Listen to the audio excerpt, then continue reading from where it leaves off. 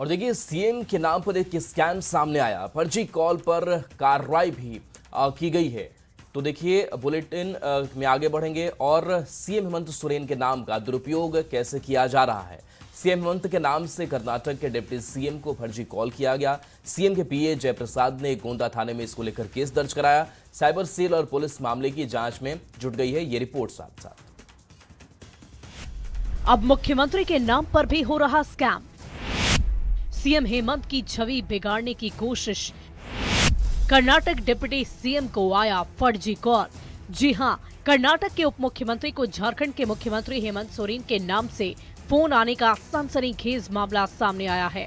इस मामले में मुख्यमंत्री के निजी सहायक जयप्रसाद ने गोंदा थाना में एफआईआर दर्ज कराई है। शिकायत के अनुसार एक अज्ञात व्यक्ति ने खुद को सीएम हेमंत सोरेन बताकर फोन किया और अनुचित तरीके से बातचीत की। एक फेक कॉल करने का मामला दर्ज किया गया है, जिसमें कर्नाटक के डिप्टी सीएम सर को एक फेक कॉल गया था। तो उसमें आगे एफआईआर करने के बाद अनुसंधान किया जा रहा है। अनुसंधान के क्रम में कुछ जो कॉल करने वाला जो व्यक्ति है उसकी पहचान कर ली गई है और आगे इसमें अग्रतर कार्रवाई की जा रही है। और इसमें जो भी आगे तथ्य सामने आते हैं, जब इन्वेस्टिगेशन कंप्लीट हो जाएगा तब मीडिया को शेयर किया जाएगा। जानकारी के अनुसार 16 नवंबर रात करीब 9:50 पर कर्नाटक के डिप्टी सीएम को इसी नंबर से कॉल किया गया और फोन करने वाले ने उनकी पत्नी से बात करवाने की बात कही। जयप्रसाद ने इस पूरी बातचीत का ऑडियो एक पेन ड्राइव में पुलिस को सौंपा है, जिसमें पूरी कॉल रिकॉर्डिंग साफ साफ सुनी जा सकती है। रांची पुलिस ने मामले की जांच तेज कर दी है। साइबर सेल और टेक्निकल सेल की टीम लगातार नंबर की पहचान में जुटे हुए थे और अब उस नंबर की पहचान हो चली है और फिलहाल कहा जाए तो पुलिस आरोपी को गिरफ्तार करने के लिए रवाना भी हो चुकी है रांची से। जो जानकारी है उसके अनुसार जो आरोपी है वो बंगाल का रहने वाला है और उसे गिरफ्तार करने के लिए फिलहाल टीम जो है वो बंगाल रवाना हुई है। अब देखना होगा कि पुलिस कब तक आरोपी को अपने साथ लेकर आती है और इस पूरे मामले की जांच में क्या कुछ तथ्य आने वाले दिनों में सामने आ पाते हैं। एफआईआर के अनुसार मुख्यमंत्री की छवि खराब करने और उनके नाम का दुरुपयोग कर प्रतिष्ठित व्यक्तियों को परेशान करने की साजिश के तहत ये फर्जी कॉल किया गया। इसी नंबर से पहले राजस्थान के पूर्व मुख्यमंत्री अशोक गहलोत को भी इसी तरह फोन कर परेशान किया गया था। न्यूज़ 18 के लिए रांची से गौरव झा के साथ ओम प्रकाश की रिपोर्ट। और देखिए, अब झारखंड का स्वास्थ्य विभाग एक बार फिर से सवालों के घेरे में आ गया है। एम्बुलेंस से लेकर के डॉक्टर तक सबकी लापरवाही सामने आई है। महिला की मौत के बाद परिजनों ने सिस्टम पर गंभीर सवाल लगाए हैं। ये रिपोर्ट आपको दिखाते हैं। सवालों के घेरे में हेल्थ सिस्टम, ये कैसी स्वास्थ्य व्यवस्था? एम्बुलेंस से डॉक्टर तक सब पर सवाल। झारखंड में स्वास्थ्य व्यवस्था अक्सर सवालों के घेरे में रहती है। राज्य में कभी एम्बुलेंस के अभाव में मरीज की मौत हो जा रही, तो कभी डॉक्टर की लापरवाही राज्य की व्यवस्था पर सवाल खड़े करती है। एक बार फिर से ऐसी घटना हुई है जो आपको अंदर से झकझोर कर रख देगी। चतरा में विभाग की लापरवाही के कारण मरीज की मौत हो गई। मृतक के परिजनों ने सिस्टम, नेता, मंत्री, विधायक सब पर गंभीर आरोप लगाए। परिजनों के अनुसार महिला की तबीयत बिगड़ने पर उसे चतरा के सदर अस्पताल ले जाया गया, लेकिन सदर अस्पताल पहुंचने पर अस्पताल में मरीज को एम्बुलेंस से उतारने के लिए ना तो स्ट्रेचर था और ना ही कोई नर्स। जैसे तैसे इमरजेंसी तक ले जाने पर डॉक्टर ही मौजूद नहीं मिले। करीब 15 से 20 मिनट इंतजार करने के बाद डॉक्टर आए। आते ही मरीज को रिम्स रेफर कर दिया। मरीज को जब रिम्स ले जाने की बात आई तो एम्बुलेंस की लापरवाही सामने आई। बार बार कॉल करने पर कोई भी एम्बुलेंस नहीं आई। मरीज को प्राइवेट एम्बुलेंस से रिम्स ले जाना पड़ा, लेकिन मरीज के परिजनों की मुश्किल यहीं पर खत्म नहीं हुई। रिम्स में भी मरीज को कोई बेहतर इलाज नहीं मिला। रिम्स में तो हालात ये थे कि वहां पर ऑक्सीजन मास्क तक के लिए पैसे मांग लिए गए और इन सब के बीच मरीज की जान चली गई। बहुत देरी के बाद 10-15 मिनट के बाद वो डॉक्टर आया और उसके आने के बाद वो आके सीधा डायरेक्ट हजारीबाग रेफर कर दिया। हजारीबाग रेफर करने के बाद फिर वो बोला कि आप चले जाओ। तो हम 108 पे फ़ोन किए। फ़ोन करने के बाद सारा डिटेल लिया मेरा, उसके बाद 16 मिनट तक मेरे को होल्ड पे रखा और होल्ड रखने के बाद कॉन्फ्रेंस किया एम्बुलेंस वाला को। एम्बुलेंस वाला डायरेक्ट बोलता है कि भैया मेरे को 1 से 1.5 घंटा 2 घंटा लगेगा आने में, अगर सही लगता है तो ठीक है, नहीं तो फिर आप देख लो। स्वास्थ्य सचिव ने एम्बुलेंस की लापरवाही को लेकर जांच कार्रवाई करने की बात कही है। ये शिकायत हम लोग को मिल रही है कि एम्बुलेंस का संचालन ठीक से नहीं हो रहा है और हम लोग जो एग्जिस्टिंग एजेंसी है उसको हम लोग शो कॉज कर रहे हैं और उसके बाद हम लोग नई एजेंसीज का भी चयन करेंगे। ऐसी तस्वीरों को देखकर कई सवाल उठते हैं कि इमरजेंसी में क्यों नहीं मौजूद थे डॉक्टर, मरीज के पास तुरंत क्यों नहीं पहुंची एम्बुलेंस, किस काम का लाखों करोड़ों का बजट, क्या सिर्फ कागजों पर मिलती है सुविधाएं? मरीज की मौत का आखिर जिम्मेदार कौन है? राज्य के स्वास्थ्य व्यवस्था की स्थिति किसी से छुपी हुई नहीं है। जिस तरीके से राज्य में स्वास्थ्य व्यवस्था बदहाल है, ये एक सवालिया निशान है कि आखिर स्वास्थ्य व्यवस्था कब सुधरेगी और कैसे लोगों की जान बचाई जाएगी। गौरव झा, न्यूज़ 18, रांची।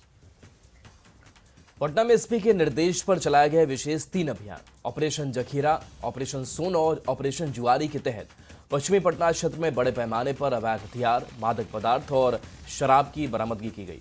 यह अभियान 17 जून से अब तक लगातार चल रहा है।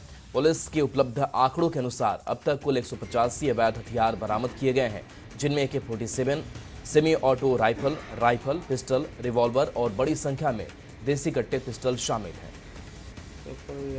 नगर पश्चिमी क्षेत्र पटना के अंतर्गत 17 जून से लेकर अब तक 3 ऑपरेशन संचालित किए गए थे वरीय पुलिस अधीक्षक महोदय पटना के निर्देशन में, और इसमें बहुत ही उल्लेखनीय प्रगति पश्चिमी क्षेत्र के अंतर्गत मिली। जो ऑपरेशन चलाए गए थे, जैसा कि आप सब लोगों को पता है, ऑपरेशन जखीरा जो मादक पदार्थ और हथियारों की तस्करी की बरामदगी को लेकर था।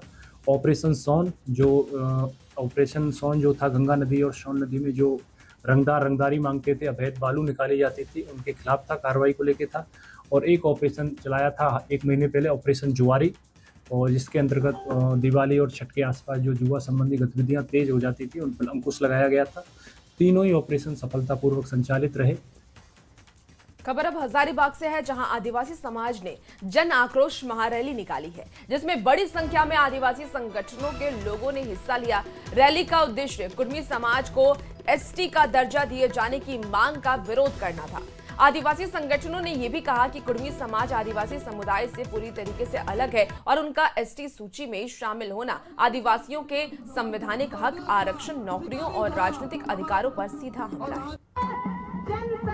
आदिवासी भाई जो है हजारीबाग जिला में, हम तो सोचे नहीं इतना भीड़ होगा, लेकिन देखिए वीडियो घुमा के कब कितना भीड़ हुआ है। और बहुत खुश है कि हम लोग जो विरोधी भी है उनके मुंह में तमाचा पड़ा है कि आज हजारीबाग, बोकारो और रामगढ़ के बगल वाला जिला हजारीबाग का आदिवासी भाई लोग ने हम लोग को बुलाया, चूंकि ये आंदोलन सिर्फ रांची का नहीं था, पूरा जिला का था। पूर्वी चंपारण में फरार अपराधियों के खिलाफ कार्रवाई शुरू हो गई है। कोर्ट के निर्देश के बाद पूर्वी चंपारण के मोतिहारी के बिजधारी थाना पुलिस ने 4 अभियुक्तों के खिलाफ कुर्की जब्ती की कार्रवाई की है। पुलिस ने चारों अपराधियों के तय समय के अंदर सरेंडर नहीं करने पर खिड़की दरवाजे तोड़कर ले गई। पुलिस का कहना है कि फरार अपराधियों के खिलाफ जैसे जैसे कोर्ट का निर्देश आएगा, सख्त से सख्त कार्रवाई होगी।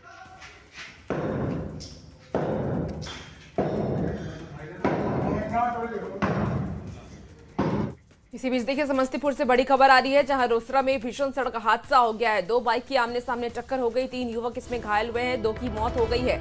तीसरे युवक की हालत बेहद ही गंभीर बताई जा रही है, जिसे अस्पताल में भर्ती कराया गया है। सोमवार देर शाम ये हादसा हुआ। इस वक्त की आपको ये बड़ी खबर समस्तीपुर से बता रहे हैं, जहां रोसड़ा में भीषण सड़क हादसा हो गया है।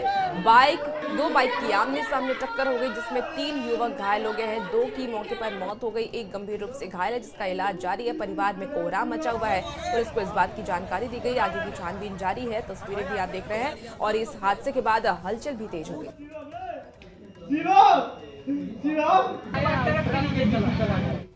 और इस बीच बड़ी खबर दिल्ली ब्लास्ट को लेकर NIA का बड़ा खुलासा। आतंकी ड्रोन से बम धमाके की साजिश रच रहे थे।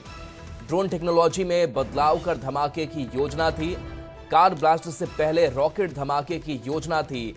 NIA टेक्निकल एक्सपर्ट की मदद आतंकी लेना चाहते हैं, जो NIA की तरफ से जानकारी साझा की गई है। तो देखिए, कई अलग तकनीक का इस्तेमाल इस साजिश में किया जाना था। पहले रॉकेट धमाके की योजना थी, जो NIA ने जानकारी दी है, और एक्सपर्ट की मदद आतंकी चाहते थे। एनआईए ने इस बात का भी खुलासा किया है। तो दिल्ली धमाके को लेकर गृह मंत्री अमित शाह ने सख्त बयान देते हुए कहा कि दिल्ली में हुए आतंकी हमले के लिए जो भी जिम्मेदारी है उन्हें पाताल से भी खोज कर निकालेंगे।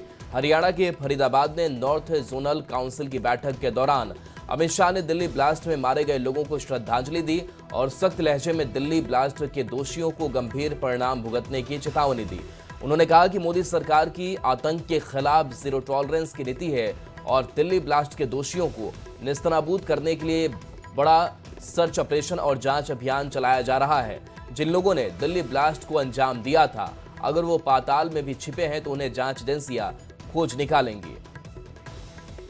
और दिल्ली ब्लास्ट के जितने दिन बीत रहे हैं, आतंक के किरदारों का कनेक्शन और भी ज्यादा सामने आ रहा है और कनेक्शन को और भी ज्यादा निकाला जा रहा है। एक तरफ एनआईए की जांच और दूसरी तरफ आतंकी साजिश का पर्दाफाश, दोनों साथ साथ चल रहा है। आपको बता दें कि प्लम्बर आमिर रशीद से 10 दिन पूछताछ होगी और ब्लास्ट की प्लानिंग हो या फिर बरामद विस्फोट, इन सब राज से पर्दा हट जाएगा।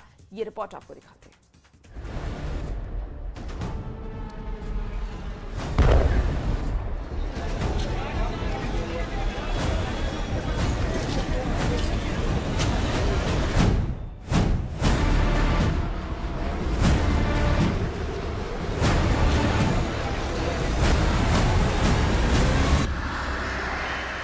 दिल्ली बम धमाका मामले की जांच अब बेहद अहम मोड़ पर है, क्योंकि आरोपी आमिर रशीद जो पेशे से प्लम्बर था, उसके रोल को एजेंसियां बहुत बड़ा मान रही हैं। इसी वजह से अदालत ने आमिर को 10 दिन की रिमांड पर भेज दिया है। इन 10 दिनों में एनआईए उसे उसके पुलवामा की घर हरियाणा के मेवात, जहां 2900 किलो अमोनियम नाइट्रेट बरामद हुआ था, वहां लेकर जा सकती है। इसके अलावा एनआईए फरीदाबाद के अल-फलाह यूनिवर्सिटी, यूपी के सहारनपुर, लाल किला यहां ब्लास्ट हुआ था, वहां पर लेकर जा सकती है। आमिर को उन डॉक्टरों के साथ आमने सामने बिठाकर पूछताछ की जा सकती है।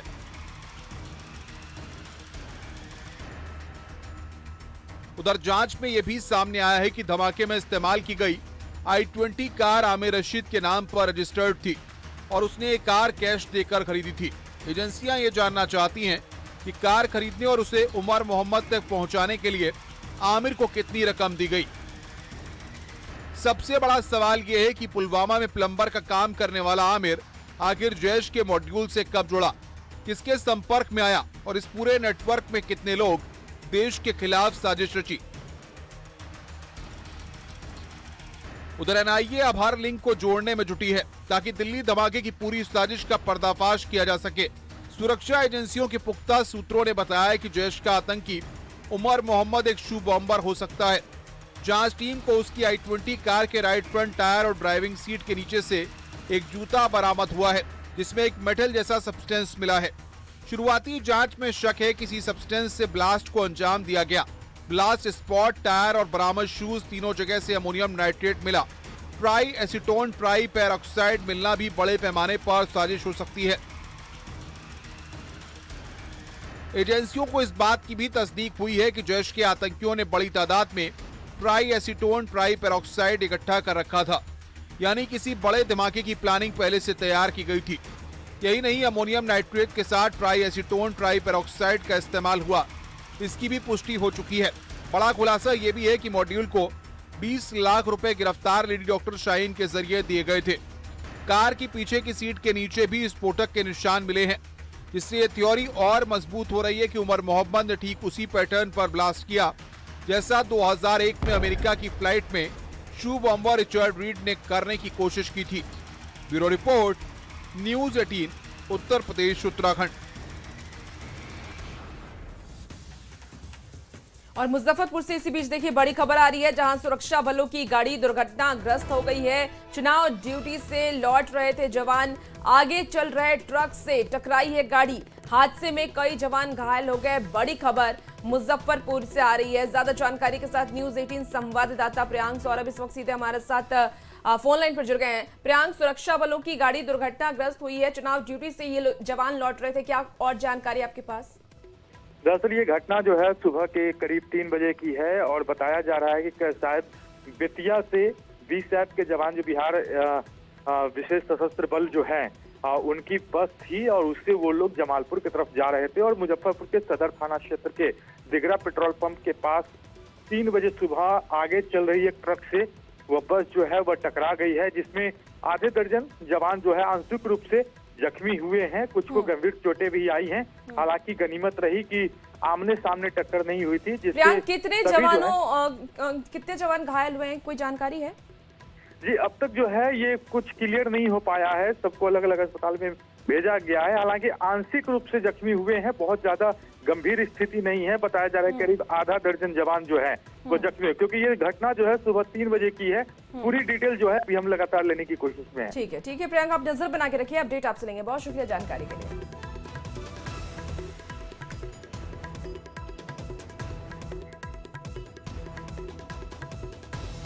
देखिए, मुजफ्फरपुर से आपको ये बड़ी खबर बता रहे हैं, जहां घायल जवानों को फिलहाल अस्पताल में भर्ती कराया गया है और आंशिक रूप से ये जवान घायल हुए हैं, जैसे कि हमारे संवाददाता ने बताया है। और देखिए किस तरीके से ये जो बस है वो दुर्घटनाग्रस्त हो गई है और रात के 3 बजे ये दुर्घटना हुई। ये लोग चुनाव ड्यूटी से वापस लौट रहे थे और इस दौरान ये हादसा हो गया। इस हादसे में कई जवान घायल हो गए हैं, जिन्हें अलग अलग अस्पताल में इस वक्त भर्ती कराया गया है। तो ये सीधी तस्वीर आपको उस बस की दिखा रहे हैं जो दुर्घटनाग्रस्त हुई, जिसमें कि जवान सवार थे। आपको बता दें कि जो भी जवान इसमें घायल हुए हैं उन्हें फिलहाल अस्पताल में भर्ती कराया गया है। तो सुरक्षा बलों की गाड़ी दुर्घटनाग्रस्त हुई है। चुनाव ड्यूटी से लोग वापस लौट रहे थे और रात के 3 बजे ये दुर्घटना हो गई। हालांकि इसमें किसकी गलती है ये फिलहाल जांच का विषय है, जांच जारी है। और आपको बता दें कि आगे चल रहे ट्रक से ये गाड़ी टकरा गई, जिस वजह से दुर्घटना हो गई है। ये सीधी तस्वीर आपको उस वक्त की दिखा रहे हैं। ये देखिए सुबह की ये तस्वीर है जब ये जो बस है वो किस तरीके से क्षतिग्रस्त है, उससे आप समझ सकते हैं कि दुर्घटना कितना भयावह होगा, जिसमें कई जवान इस बस में सवार थे, जिन्हें फिलहाल अस्पताल में भर्ती कराया गया है। और फिलहाल इस बुलेटिन में इतना ही। बने रहिए न्यूज़ 18 बिहार झारखंड के साथ।